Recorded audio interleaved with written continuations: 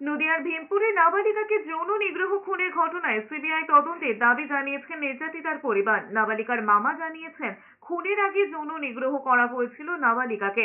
পাশাপাশি যেভাবে মৃতদেহ মাটিতে পোঁতা হয়েছে তা কখনোই একার পক্ষে সম্ভব নয়। কিন্তু এখনো পর্যন্ত পুলিশ মাত্র একজনকেই গ্রেফতার করেছে, যে কারণে পুলিশি তদন্তে গাফিলতি দেখা যাচ্ছে।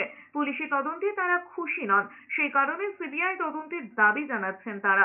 এর পাশাপাশি তাদের আক্ষেপ, এত বড় ঘটনা ঘটে গেলেও শাসক দল এবং বিরোধী দল সহ কোনো রাজনৈতিক দলের প্রতিনিধি বা জনপ্রতিনিধি এখনো তাদের সঙ্গে কোনো রকম যোগাযোগ করেননি বা পাশে থাকার আশ্বাস বা সান্ত্বনা দেননি। পুলিশ কোনো গাফিলতি করছে যে 3 দিন হয়ে গেল, 3 দিনের মাঝখানে যে একজনকে গ্রেপ্তার হয়েছে, আরও পুলিশ গ্রেপ্তার করছে না।